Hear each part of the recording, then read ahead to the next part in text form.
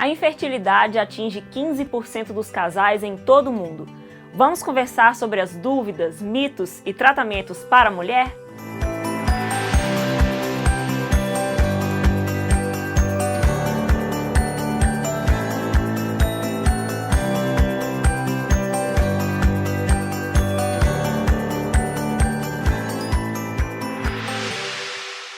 Preocupações com a carreira e com a estabilidade financeira, além da busca por um relacionamento estável, são algumas das razões que têm levado muitas mulheres a engravidar mais tarde.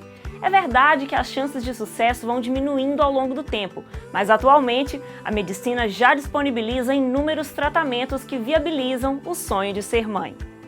Muitas mulheres só se consideram realizadas se completarem esse ciclo da gravidez, mas essa ideia não é unanimidade.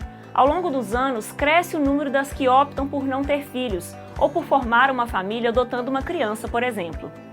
E é bom que seja assim. Hoje podemos dedicar mais tempo à carreira, aos sonhos, aos planos para uma vida mais longa. A inserção da mulher no mercado de trabalho aumentou, assim como a expectativa de vida e a nossa liberdade de escolha. Se uma gravidez está nos planos, a gente vai deixando para cumprir essa etapa cada vez mais tarde. Só que, infelizmente, a idade interfere no sucesso de uma possível gestação. Prejudicam também as doenças sexualmente transmissíveis, obesidade e tabagismo.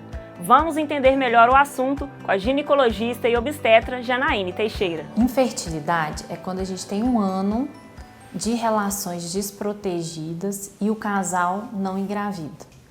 Então é quando fica um ano tentando com relações frequentes e não consegue engravidar. Esse é o conceito da Organização Mundial de Saúde para a infertilidade. A esterilidade é quando não consegue engravidar, não tem possibilidades. É uma forma irreversível, não tem nada que a gente faça que vai fazer aquele casal engravidar.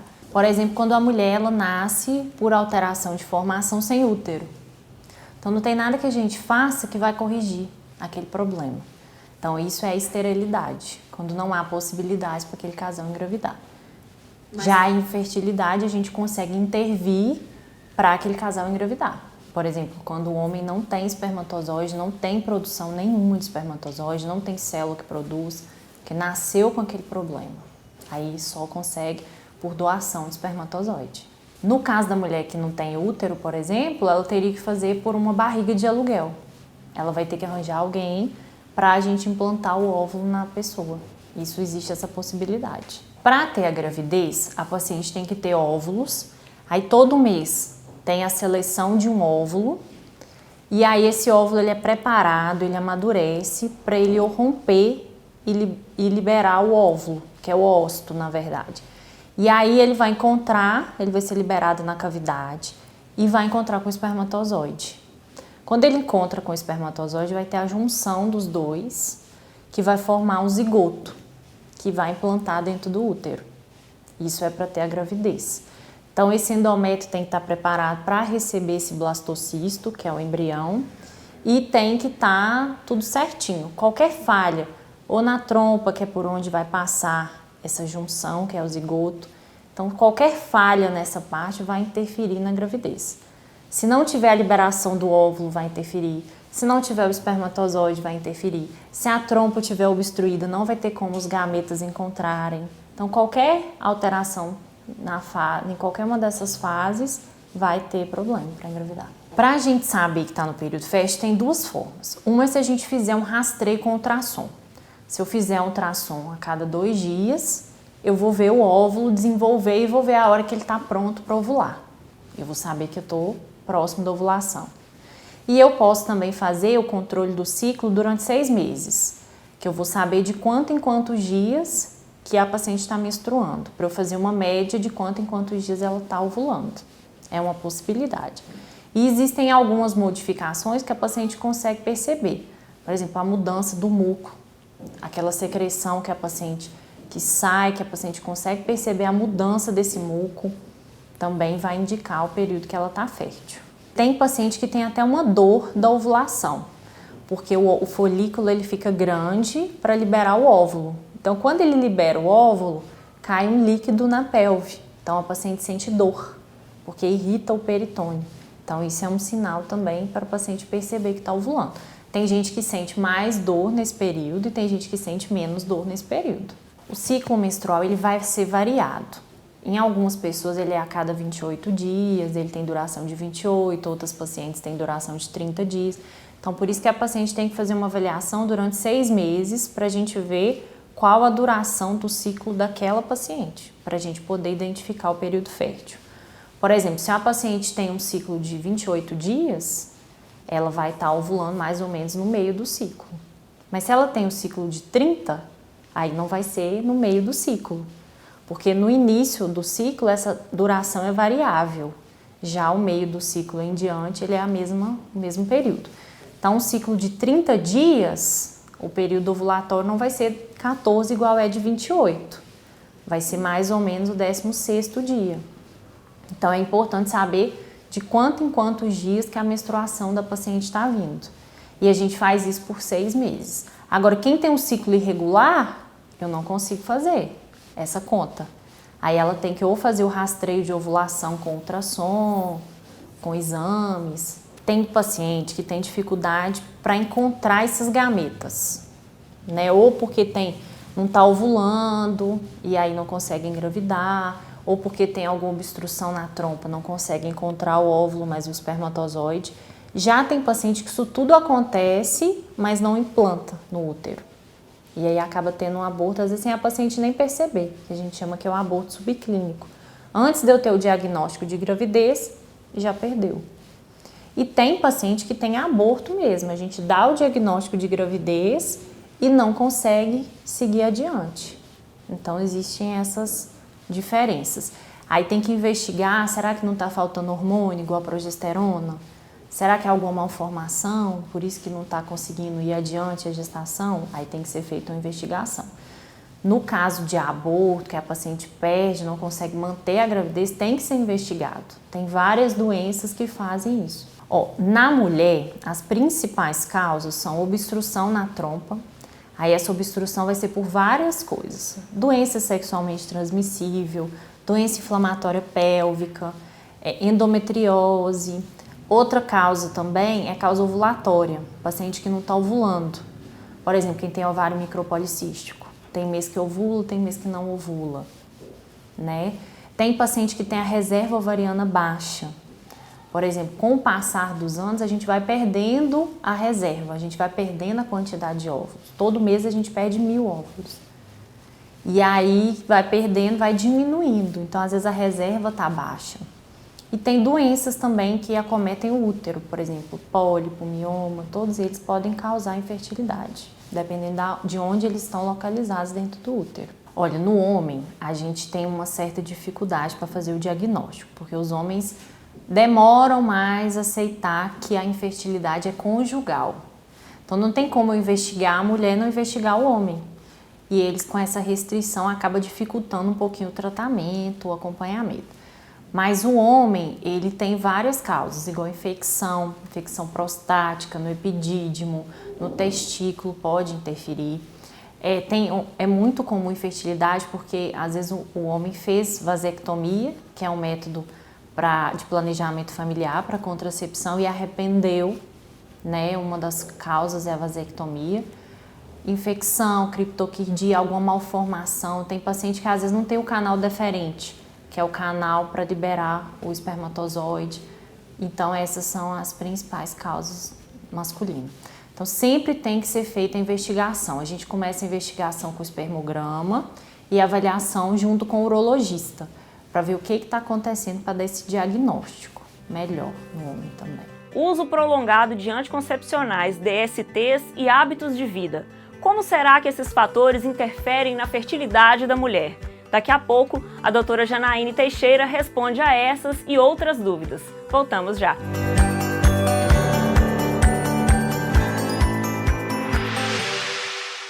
No programa de hoje estamos falando sobre infertilidade feminina, um tema que, além de muitas dúvidas, gera incertezas e até desgaste emocional para os casais. Mas com informação e o acompanhamento de um bom profissional, é possível encontrar um caminho para a tão sonhada gravidez. A infertilidade está aumentando entre as mulheres? Elas demoram mais tempo para descobrir a dificuldade de engravidar? Hoje em dia as mulheres estão mudando o padrão de gravidez. Elas estão adiando mais essa gravidez. Quando a paciente adia essa gestação, dificulta mais para engravidar. Com o passar dos anos, o óvulo, o ócito, ele vai envelhecendo. Então ele fica com a qualidade pior, a qualidade dele tem alteração e a quantidade de óvulo também diminui. A cada mês a gente perde 1000 óvulos. Eu usando anticoncepcional, não usando anticoncepcional, tendo relação, não tendo relação, os óvulos vão diminuindo com o passar dos anos. E em algumas mulheres isso acontece mais rápido, ou porque tem questões ambientais, igual alimentação, cigarro, álcool, que vai interferir, ou por questões genéticas. Então, por isso que tem cada dia está tendo mais dificuldade para engravidar. Isso é um quadro que a gente vê muito no consultório. E às vezes as pacientes não têm muito conhecimento disso, porque a paciente não procura quando ela vê a reserva ovariana acabou. E aí a gente não consegue mais fazer nada para ajudar. Porque a reserva eu não consigo interferir nela. A gente nasce e vai perdendo com o passar dos anos. Então a gente não consegue aumentar. Os óvulos, alguns eles são ovulados, que aí a gente perde, e outros eles são atresiados. Então todo mês isso vai acontecer, independente de qualquer coisa. Todo mês eu vou perder mais ou menos 1000. Então quando eu tinha 20 eu tinha uma reserva, quando eu tenho 30 eu tenho outra reserva, quando eu tenho 40 eu tenho outra reserva. E os óvulos numa paciente de 40 anos, eles ficaram 40 anos expostos à radiação, expostos a agente oxidante, então eles sofreram alterações. Por isso que aumenta o risco de síndromes com o passar da idade. O que acontece? Mesmo eu usando um anticoncepcional contínuo, eu vou perder óvulos. Todo mês eu vou perder. Se eu usar anticoncepcional contínuo, usar com intervalo ou não usar anticoncepcional, todo mês eu vou perder óvulos. Mas o uso do anticoncepcional ele não vai interferir na reserva ovariana. Isso é o que está descrito até hoje. Olha, tem algumas doenças que a gente vê cada dia mais frequente. Por exemplo, o ovário micropolicístico. E o ovário micropolicístico está associado com a obesidade. Com a obesidade e o sedentarismo. Então, cada dia a gente vê mais paciente obesa que não consegue engravidar, relacionado ao ovário micropolicístico. O ovário micropolicístico, a gente tem uma produção aumentada de hormônio masculino, androgênio, testosterona. E aí, o que acontece? Ele vai atrapalhar na ovulação. Todo mês, numa paciente sem alteração, um óvulo é escolhido, ele é selecionado, ele é preparado para ovular. Quem tem ovário policístico não tem a escolha de um óvulo para ser preparado. Então, a paciente não vai ovular. Os óvulos eles vão ficando atrésicos e aí eles vão produzindo mais testosterona. Aí a paciente começa a dar muita espinha, o ciclo fica irregular. Tem paciente que começa a ter muito pelo, que é o hirsutismo, e aí vai dificultar na gravidez, porque a paciente não vai ovular. Pode engravidar? Pode, mas as chances são mais reduzidas. Outra doença é a endometriose. A endometriose ela atrapalha a gravidez de várias formas. Ela atrapalha com fatores imunológicos, na destruição do espermatozoide. Ela atrapalha causando obstrução na trompa.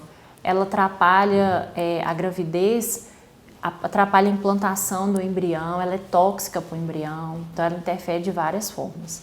Então as duas que a gente vê assim, com maiores repercussões na infertilidade são elas. Agora, se eu tiver um pólipo, por exemplo, dentro do útero, que a gente chama de submucoso, ele pode interferir, ou um pólipo, ou um mioma, mas essas outras têm uma repercussão maior. Cada ano que vai passando, depois dos 35 anos, a chance de gravidez ela vai diminuindo. Mas a paciente consegue engravidar? Consegue, a depender da reserva ovariana daquela paciente. Existem alguns riscos, por exemplo, de síndrome, que é um pouquinho maior, e cada ano que vai passando depois dos 40, esse risco vai aumentando. O que a gente costuma fazer? A gente orienta a paciente e aí a gente, junto com ela, ela toma essa decisão, depois que a gente orienta. Mas aumenta o risco de hipertensão durante a gravidez, aumenta o risco de diabetes gestacional e o de síndrome, que é o mais importante, que é o que a gente fica mais preocupado. mas a paciente tem a possibilidade sim, só que tem que ser com acompanhamento, tanto antes quanto durante o pré-natal. Que há um tempo atrás, a gente associava todos os problemas à mulher. Ah, se tem síndrome é porque a mulher é mais velha. Agora isso mudou. Tem alguns estudos novos associando síndromes, malformações com a idade do pai. Então isso é bem recente. Esses estudos, cada dia, eles estão ganhando proporção maior. Então hoje em dia a gente sabe que não é só a idade da mãe, a idade do pai também pode interferir. Mas de diferença de idade não vai interferir na infertilidade. O homem, a cada 72 horas, tem a produção de espermatozoide, né? Então vai ter espermatogênese o tempo todo. Só que o que eles estão associando? Alterações no DNA do espermatozoide. Quando o pai, o parceiro, vai envelhecendo, ele pode ter alteração no DNA do espermatozoide. E essa alteração de DNA, que a gente chama de fragmentação do DNA, ela pode ir passando para as gerações. Então, por isso que aumenta o risco de problemas. As DSTs e a DIP, que é a doença inflamatória pélvica, que é quando as bactérias sobem pelo trajeto, sobem pelo útero, trompa e ovário, pode causar alteração na trompa. E a gente precisa da trompa para a paciente engravidar. Eu preciso da trompa, que é por onde vai ter a preparação, a mudança, o crescimento, o desenvolvimento desse embrião para poder implantar no útero, né? Que ele vai virar blastocisto, enfim, que ele vai passar por alterações morfológicas. Se eu tenho a trompa obstruída, eu não vou ter o encontro dos gametas. E a DIP e as DSTs, elas podem causar essa alteração. Por isso que é tão importante a paciente sempre estar indo no ginecologista, sempre estar acompanhando. Então, geralmente o gonococo e a clamídia, na mulher ele tem os sintomas mais tardios e eles deixam essas sequelas de obstrução na trompa. O cigarro, ele interfere na motilidade da trompa, por exemplo. O álcool interfere de várias formas, principalmente na gravidez. O álcool durante a gravidez ele pode causar malformações graves no bebê. O sedentarismo pode alterar na questão da ovulação, por exemplo, no ovário micropolicístico. A obesidade é a mesma coisa, tanto a obesidade quanto o sedentarismo eles estão juntos. Além de no pré-natal eles aumentarem a chance de diabetes gestacional, essas intercorrências. Nas pacientes que têm aborto recorrente, que é o aborto repetitivo, a gente faz uma investigação de várias doenças, inclusive doenças imunológicas. Por exemplo, a síndrome de anticorpo antifosfolípide. Tem paciente que tem essa síndrome que causa aborto de repetição. Tem outras doenças, por exemplo, tireoide, que a gente tem que fazer essa investigação quando a paciente tem aborto recorrente. Outra coisa é cariótipo, do pai e da mãe, porque eles podem ter alguma síndrome genética que está passando no DNA para o embrião, e aí por isso tem um aborto recorrente. Tem que investigar a questão da fragmentação do DNA do espermatozoide, para ver se ele não está levando nenhum gene com alteração. Então, sempre que tem esses abortos recorrentes, a gente tem que fazer essa investigação. Então, às vezes a paciente engravida, mas perde na sequência, né? Então, assim, a gente nem vai chamar de infertilidade se ela engravidou, mas eu tenho que investigar. Aborto recorrente eu sempre tenho que investigar antes da paciente engravidar de novo. Você já sabe que o Conexão Saúde é o espaço que nós temos por aqui para mostrar o que anda acontecendo nas redes e dar dicas sobre o tema da semana. Hoje a gente conta com uma nova parceira, a Beatriz Cantarino. Oi, Tassiane, muito obrigada! Eu estou muito feliz de, a partir de hoje, fazer parte da família Saúde em Dia e mais feliz ainda em poder compartilhar conteúdo aqui no Conexão Saúde. E hoje, na minha estreia, nós estamos falando de um assunto um pouco delicado, a infertilidade. Para muitas pessoas, esse assunto, além de delicado, lida diretamente com o sonho, né? Com a expectativa de gerar uma vida, principalmente quando isso é planejado, mas quando chega o momento certo, a gravidez acaba não acontecendo. Além da expectativa de ser mulher e automaticamente ser mãe. Mas como para tudo na vida, tem um jeito, vamos encarar as possibilidades. E quem sabe não tá na hora de você pegar esse limão e preparar uma limonada, hein? foi o que aconteceu com a Cláudia Miglinácio, uma brasileira que viveu o sonho de ter filhos. Só que depois dos 40 anos, ela descobriu que não poderia engravidar. Eu encontrei ela em um canal no YouTube, o canal se chama Acabei de Descobrir. Lá ela compartilha todo esse processo. Nos vídeos, a Cláudia conta que chegou a fazer alguns tratamentos, como fertilização, mas todos sem sucesso. E depois desse tempo de tentativas, ela decidiu adotar uma criança. Inclusive, ela fez vários vídeos que falam sobre as leis que regulamentam esse processo de adoção aqui no Brasil e responde várias questões básicas, como qual que é o primeiro passo para adotar uma criança. E claro, antes de qualquer coisa, independente da situação que você esteja, se você quer ser mãe ou não, o importante é você se conhecer, conhecer o seu organismo, porque se conhecendo bem, tendo o poder desse conhecimento em suas mãos, você acaba se tornando a capitã do seu navio, e a ideia é essa, E outra, tem muita ferramenta virtual que pode te ajudar nessa busca, no processo do autoconhecimento, que é realmente um processo e você precisa também apreciar esse caminho. Por exemplo, você mulher, que tal calcular o seu período menstrual e entender direitinho o seu ciclo natural? Existem aplicativos que fazem isso. O Maia, por exemplo, é um deles. Ele rastreia o período fértil, calcula a próxima menstruação e tem um calendário personalizado para você fazer anotações sobre sua saúde ou o que você quiser. Esse aplicativo está disponível para Android e iOS. E não se esqueça, o autoconhecimento é poderoso. Esse foi o Conexão Saúde de hoje e a gente se vê por aqui. Seja bem-vinda, Bia! Espero que todo mundo curta suas dicas de hoje. E falando em curtir, aproveitem para dar um joinha nos nossos vídeos no YouTube e se inscreverem no nosso canal. Daqui a pouco a gente volta.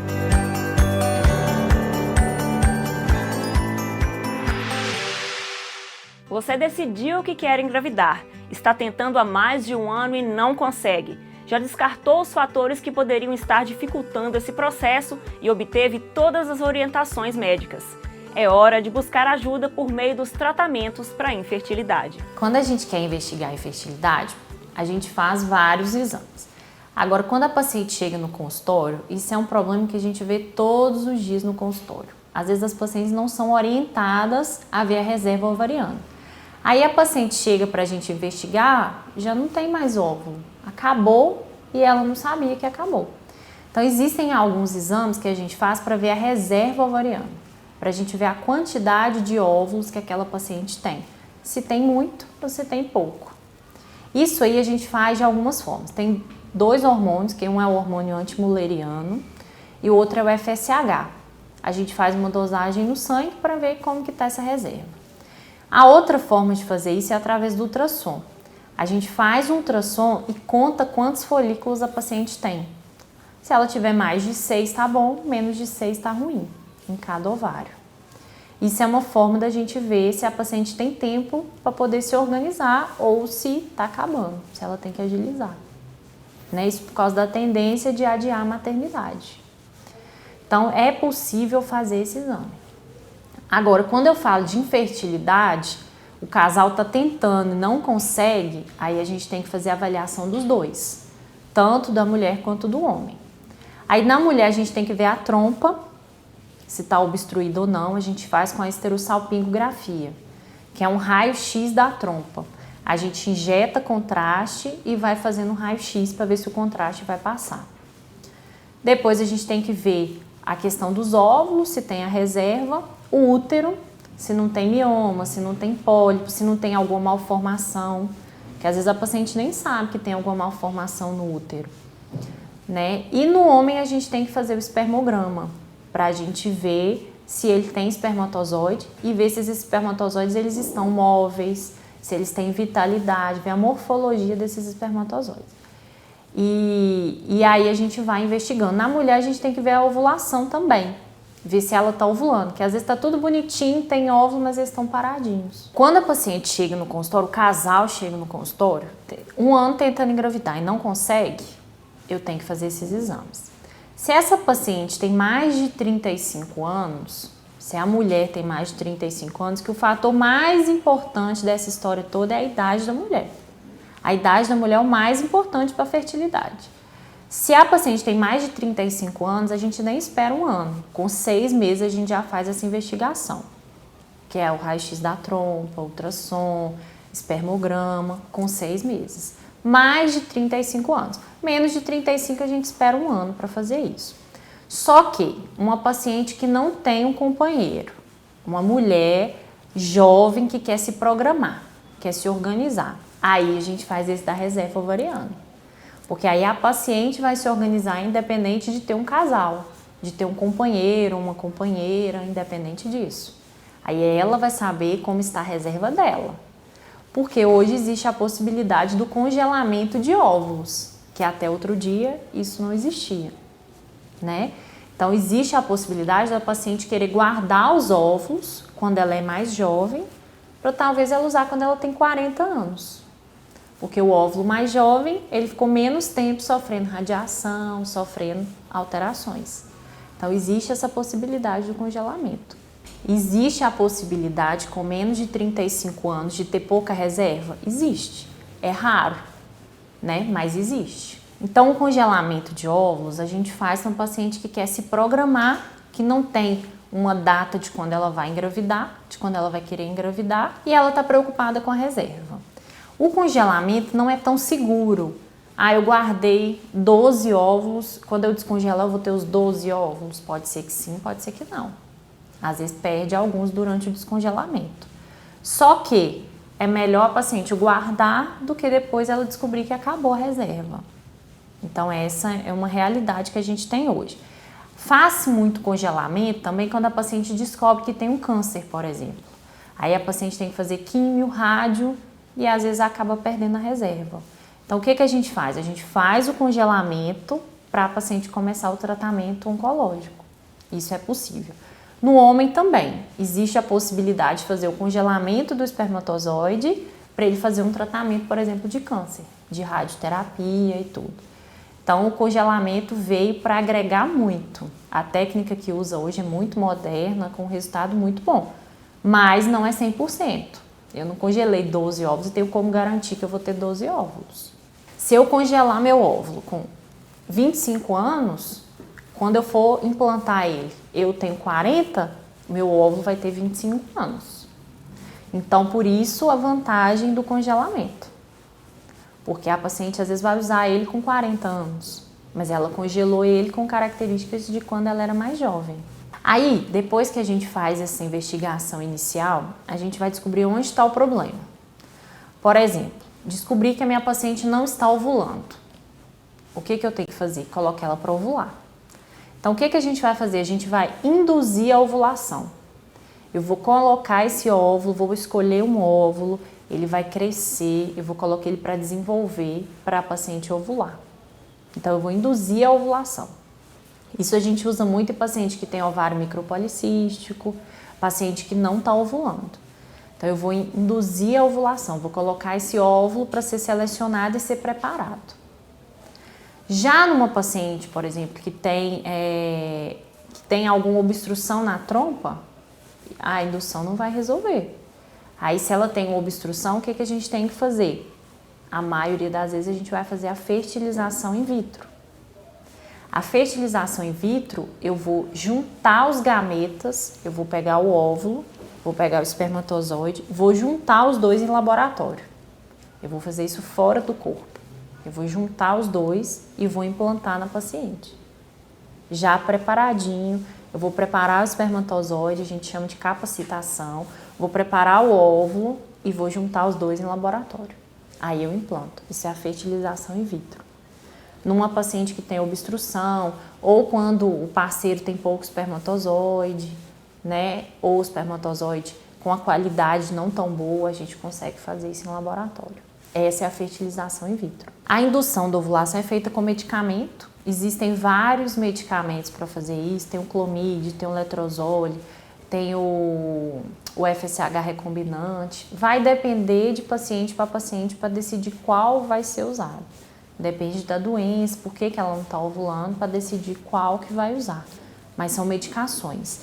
E aí, geralmente, quando a gente induz essa ovulação, a gente vai acompanhar com ultrassom. A gente faz ultrassom a cada 2 dias e a gente vai ver o óvulo crescendo, a gente vai ver quando ele está pronto para romper, pronto para ovular, para orientar a paciente a ter um coito programado, né? Que aí a paciente vai ter relação naquele período que ela está ovulando. De acordo com a idade da paciente, é decidida a quantidade de embriões que vão ser implantados. Então, o que é feito no laboratório? Junta o óvulo mais o espermatozoide e vai acompanhar o desenvolvimento. Ele passa pelos estágios, igual ele passa na trompa, ele vai passar no laboratório. E aí, quando ele tá bonitinho, preparadinho, a gente vai ver quantos embriões ficaram bons para ser implantados. E agora existe a possibilidade de fazer uma biópsia dele para ver se esse bebê, se esse embrião não tem nenhum problema. Por exemplo, se ele tem alguma síndrome. Então, a gente faz uma técnica que chama PGS. Faz uma biópsia desse embrião e vê o cromossomo. Porque existem algumas síndromes que são incompatíveis com a vida. Então, como que a gente vai implantar um embrião que ele não tem como viver? Então, faz essa biópsia para ver se esses embriões estão com os cromossomos todos certinhos. E aí, de acordo com a idade da paciente, tem a quantidade de embriões que a gente implanta. Então, numa paciente até 35 anos, a gente pode implantar 2. De 36 a 39, eu posso implantar 3 e acima de 40 eu posso implantar 4. Por quê? Porque as chances com o tempo, elas são menores. Então, às vezes a gente implanta 4 e um embrião que vai implantar. Por isso que é assim, a legislação é assim, só que o casal tem a decisão de discutir com o médico, não, só quero implantar 1. Pode ser. Então, tudo isso é o máximo, mas é tudo discutido com o médico. Não, só quero implantar 1. Pode. Só que o problema desses tratamentos é que eles são muito caros. As medicações são caras, o procedimento é caro. Então, acaba que a paciente, às vezes, prefere implantar mais, acreditando que vai ter mais chance. Só que, às vezes, tem paciente que nem tem esse tanto de embrião para implantar. Às vezes, a gente faz, na hora que faz a biópsia, tem 1 ou 2 embriões que estão bons para implantar, que não tem nenhuma síndrome, que não tem nenhuma alteração. Então, assim, por causa dessa maior quantidade de implantação de embriões, maior quantidade de embriões aumenta a chance de gestações gemelares, gestações múltiplas, né? Então, a inseminação, o que a gente faz? A gente prepara a paciente, prepara ela para ovular e aí a gente implanta o espermatozoide lá dentro. A gente coloca esse espermatozoide preparado, capacitado, aí a gente introduz o espermatozoide. Para quê? Para que eles façam a junção lá dentro da pelve. E aí vai passar o processo todo quase natural. A gente induz a paciente, prepara o óvulo, prepara o útero, prepara tudo. E aí a gente injeta o espermatozoide para facilitar o encontro deles. É assim que é feita a inseminação. A taxa de infertilidade no Brasil hoje, ela chega a mais ou menos 15%, que é uma taxa grande. Então, a qualidade dos óvulos, elas estão diminuindo por causa da questão da idade. Hoje em dia, as pacientes estão tendo filho mais tarde, tanto as mulheres quanto os homens, que agora dos homens é uma novidade, que até então o problema era só a idade materna. E assim, isso está dificultando muito. A qualidade dos tratamentos hoje, elas estão muito melhores do que era antigamente. Então, assim, a taxa de sucesso numa gravidez normal, ela está diminuindo por causa da idade, mas as técnicas de reprodução hoje, elas são cada dia mais efetivas. Isso gera uma frustração, às vezes, para a paciente de não conseguir por vias normais. Mas hoje a gente consegue ovo-doação, a gente consegue pegar um óvulo de doação. Se o óvulo daquela paciente não está com qualidade muito boa, a gente consegue pegar um óvulo com a qualidade melhor para implantar. Se aquele espermatozoide não está com a qualidade muito boa, a gente consegue pegar. Isso tudo é sob sigilo. Ninguém vai saber quem é o doador, quem é a doadora. Isso é tudo catalogado e ninguém fica sabendo. Isso é tudo feito sobre vigilância, é tudo muito sigiloso. Então, as pacientes têm um certo receio com a questão de doação, né? Mas hoje isso é muito bom para a paciente que tem um óvulo que não está com a qualidade muito boa. Então, a paciente consegue ter o tratamento todo com um sucesso muito bom. Então, isso melhorou muito a questão da reprodução. Então, cada caso tem que ser avaliado pelo ginecologista, especialmente quem tem, quem mexe com reprodução humana, com infertilidade, para avaliar qual o melhor tratamento. Porque às vezes a paciente fala assim, eu quero tentar inseminação. Mas a gente sabe que às vezes o resultado da inseminação para ela não vai ser o melhor. Às vezes ela vai gastar dinheiro para fazer inseminação, o melhor para ela é fertilização in vitro. Então, por isso que tem que discutir com o médico, com o especialista nessa área para decidir qual o melhor para aquele casal. Sempre tem que discutir. Vamos tentar uma vez a indução? Não deu certo? Então vamos para a fertilização? Então, sempre tem que estar discutindo isso. Mas, no geral, os resultados estão cada dia melhores para reprodução humana, para fertilização in vitro, para todos os tratamentos. As medicações estão cada dia melhores, a gente consegue fazer uma monitorização muito eficaz. Então, o resultado tem sido muito bom.